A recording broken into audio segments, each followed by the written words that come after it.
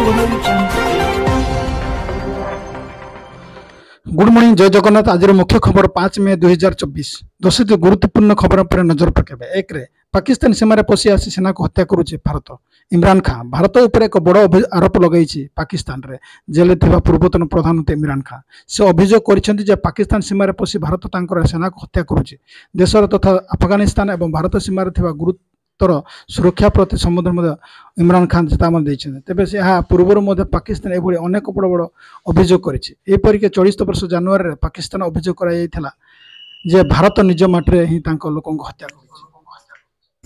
2 number राति लगे break 24 घंटा मध्य कालबैशाखी वर्षा संभावना। राज्य में जारी रही ग्रीष्म प्रवाह। असह्य ताती छटपट होउछि राज्यवासी। यह भितर पाणीपाग विभाग आसी एक बड़ खुशी खबर। राज्यर केतेक स्थान में 24 घंटा मध्य कालबैशाखी सह वर्षा होबार संभावना रही। आगामी 24 घंटा मध्य उपकूल समेत किसी पार्श्ववर्ती जिले में कालबैशाखी वर्षा संभावना नहीं पूर्वानुमान करिछि आंचलिक पाणी विभाग। यह फल दिन तापमात्रा ह्रास पाइब। सेपरि 2 दिन पर राज्यर अनेक स्थान में कालबैशाखी प्रभाव दिन तापमात्रा 3 ରୁ 5 डिग्री पर्यंत ह्रास पाइबार संभावना रही। 3 नंबर अरब सागर अवस्थित पुणी थे पराक्रम देखाइला नौसेना बंचाइला 20 पाकिस्तान जीवन। अरब सागर पुणी थर पराक्रम देखाइला भारत नौसेना। गत किछि दिन धरी अरब सागर लगातार भाव में अन्य देश को साहाय्य कर लगी भारतीय नौसेना। जेकोसी जरूरकालीन समय से जलदस्यु ठार उद्धार कर देह हो कि मेडिकल सहायता हो भारतीय नौसेना सब अन्य देश को सुरक्षा देती। परिस्थिति पुणी एक मामला सामना आसर भारतीय नौसेना एक इमरजेंसी फोन कॉल जवाब दी 20 पाकिस्तानी मत्स्यजीवी जीवन बचाई। 4 झील को 1 लाख टंका देवे सरकार। ए सरकार योजना एमती करंतु आवेदन। भारत सरकार झील मान शिक्षा देवा एवं से विवाह करने अनेक योजना प्रस्तुत करिछि। आपण घरे गोटे झील अच्छा भविष्य सह जड़ित खर्च को नहीं चिंतित अच्छा तेज आप चिंता दूर करने सरकार एक बड़ योजना कर।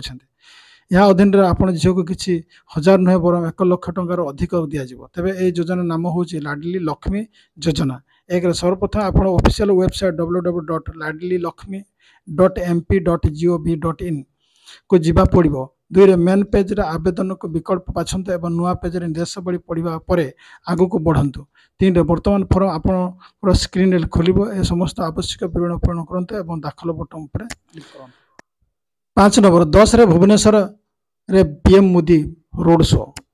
मे 10 रे भुवनेश्वर पीएम मोदी को रोड शो। मे 5 पर मे 10 रे ओडिशा गस्त पुणी आसबे प्रधानमंत्री नरेंद्र मोदी। 2 दिनिया ओडिशा गस्त रे आसबे। 5-6 तारीख गस्त पर 10 रे आसबे मोदी। 10 तारीख प्रधानमंत्री को भुवनेश्वर रोड शो करिवार कार्यक्रम रही। 11 तारीख बलांगीर साधारण सभा जोग देवार कार्यक्रम रही। 6 रे एयरटेल यूजर्स खुशी खबर। ये प्लान टी एक्टिव कले नेटफ्लिक्स फ्री सब्सक्रिप्शन। एयरटेल सब भल कनेक्टिविटी बेस जनाशुना। दुर्गम अंचल एयरटेल नेटवर्क भल कम करे। भल नेटवर्क कनेक्टिविटी जो 37 कोटी अधिक लोक एयरटेल सिम व्यवहार कर। एयरटेल रिचार्ज पोर्टाल प्लिंग यूजर्स दमदार ऑफर सहित अनेक बढ़िया प्लान अच्छी। एयरटेल रे प्लान को सब खास कथा हूँ कंपनी 84 दिन ग्राहक नेटफ्लिक्स मागणा सर्विस देउछि। सूचना थाए कि नेटफ्लिक्स एक मासर बेसिक प्लान दाम 1969 टंका। जदि आप नेटफ्लिक्स अलग टंका खर्च करें तेज आप प्लान बेस्ट हम। आप 84 दिन मागणा नेटफ्लिक्स व्यवहार कर। 7 ओडिशार प्रतिष्ठा ग्रीन हाइड्रोजेन और ग्रीन अमोनिया प्रकल्प। ओडिशार ग्रीन हाइड्रोजेन और ग्रीन अमोनिया प्रकल्प पर गुरुग्राम भित्तिक हाइजेन को green energy Tata steel SEZ Gopalpur शिल्प पार्क स्थापन कर 1 टन क्षमता विशिष्ट ग्रीन अमोनिया प्रकल्प। एथिपाई $100 कोटी निवेश कर हाइजेन को ग्रीन। एना शुक्रवार टाटा स्टील SEZ और हाइजेन को मध्य बुझामण पत्र स्वाक्षर होती। बुझामण पत्र स्वाक्षर पर टाटा स्टील SEZ परिचालन निर्देशक मणिकांत नायक कहते हाइजेन को बुझामण पत्र पर गोपालपुर शिल्प पार्क ग्रीन हाइजेन को ग्रीन अमोनिया प्रदान क्षमता हार्षिक प्राय 2.6 मिलियन टन पहुंची। शिल्प पार्क देश अग्रणी हाइजेन और अमोनिया हम सुदृढ़ कर श्री नायक कहते। 8 नंबर मोदी विमान बंदर को बासभवन कड़ा सुरक्षा व्यवस्था मुतयन है। CICF 20 प्लाटून फोर्स भुवनेश्वर आसी प्रधानमंत्री नरेंद्र मोदी भुवनेश्वर पुलिस सुरक्षा व्यवस्था कड़ाकड़ी कर। विमानबंदर ठार राजभवन पर्यटन सुरक्षा व्यवस्था कर।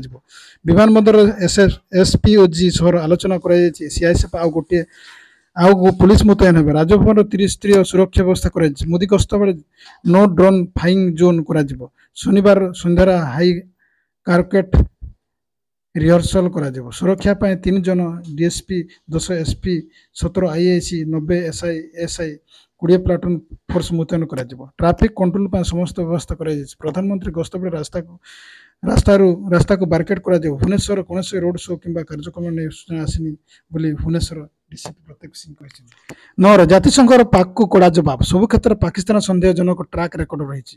ଜାତିସଂଘ ପରିଷଦ ୟୁଏନ୍ଜିଏ ରେ ଇସଲାମାବାଦ ରାଷ୍ଟ୍ରଦୂତଙ୍କ ବିନାଶକାରୀ ଓ ମାରାତ୍ମକ ମନ୍ତବ୍ୟକୁ ସମାଲୋଚନା କରିଛନ୍ତି। ଭାରତ କହିଛି ଯେ ପାକିସ୍ତାନ ସବୁ କ୍ଷେତ୍ରରେ ସନ୍ଦେହଜନକ ଟ୍ରାକ୍ ରେକର୍ଡ କରିଛି। ଜାତିସଂଘରେ ଭାରତ ସ୍ଥାୟୀ ରାଷ୍ଟ୍ରଦୂତ ରୁଚିକା କାମ୍ବୋଜ କହିଛନ୍ତି ଯେ ସଭାରେ ଯେତେବେଳେ ଆମେ ଏହି ଆହ୍ୱାନପୂର୍ଣ୍ଣ ସମୟରେ ଶାନ୍ତି ସଂସ୍କୃତି ବିକଶିତ କରିବାକୁ ଚେଷ୍ଟା କରୁଛୁ, ଆମର ଧ୍ୟାନ ଗଠନମୂଳକ ଆଲୋଚନା ଉପରେ ଦୃଢ଼ ରହିଛି। ତେଣୁ ଆମେ ଏକ ନିର୍ଦ୍ଦିଷ୍ଟ ପ୍ରତିନିଧିଙ୍କ ମନ୍ତବ୍ୟକୁ ବାଦ୍ ଦେବାକୁ ପସନ୍ଦ କରୁଛୁ, ଯେଉଁଥିରେ କେବଳ ଶୃଙ୍ଖଳା ଅଭାବ ନାହିଁ ବରଂ ତାଙ୍କର ବିନାଶକାରୀ ମାରାତ୍ମକ ପ୍ରକୃତି କାରଣ ଆମର ସାମୂହିକ ପ୍ରୟାସକୁ ଭିନ୍ନ ଆଡ଼କୁ ନେଇଯାଇଛି। ସେମାନଙ୍କର ସମସ୍ତ ଦିଗରେ ସନ୍ଦେହଜନକ ଟ୍ରାକ୍ ରେକର୍ଡ ହୋଇଛି। 10 ପୁଞ୍ଚରେ ବାୟୁସେନା କାଫିଲା ଉପରେ ଆତଙ୍କବାଦୀ ଆକ୍ରମଣ, 5 ଯବାନ ଆହତ। କାଶ୍ମୀର ପୁଞ୍ଚରେ ବାୟୁସେନା କାଫିଲା ଉପରେ ଆତଙ୍କବାଦୀ ଆକ୍ରମଣ, ଏଥିରେ 5 ଜଣ ଯବାନ ଆହତ ହୋଇଛନ୍ତି। ଆତଙ୍କବାଦୀମାନେ ପୁଣି ଥରେ ଭୀରୁତାପୂର୍ଣ୍ଣ କାର୍ଯ୍ୟ କରିଛନ୍ତି। ସୂଚନା ଅନୁଯାୟୀ ପୁଞ୍ଚରେ ସୁରାନକୋଟାରେ ଆତଙ୍କବାଦୀର ବାୟୁସେନା ଗାଡ଼ି ଉପରେ ଲୁଚି ରହି ଆତଙ୍କିତ ଗୁଳି ଚଳାଇଛନ୍ତି। ଆତଙ୍କବାଦୀମାନେ ଆକ୍ରମଣ କରିବା ପରେ ଘଟଣାସ୍ଥଳରୁ ପଳାୟନ କରିଛନ୍ତି। ପ୍ରାରମ୍ଭିକ ସୂଚନା ଅନୁଯାୟୀ ଏହି ଆକ୍ରମଣରେ 5 ଯବାନ ଆହତ ହୋଇଛନ୍ତି। ଚିକିତ୍ସା ପାଇଁ ସେମାନଙ୍କୁ ନିକଟସ୍ଥ ଡାକ୍ତରଖାନାରେ ଭର୍ତ୍ତି କରାଯାଇଛି। ସେପଟେ ସ୍ଥାନୀୟ ରାଷ୍ଟ୍ରୀୟ ରାଇଫଲ ୟୁନିଟ୍ ସହ ଅଞ୍ଚଳ କର୍ଡନ କରି ସର୍ଚ୍ଚ ଅପରେସନ ଜୋରଦାର କରିଛି।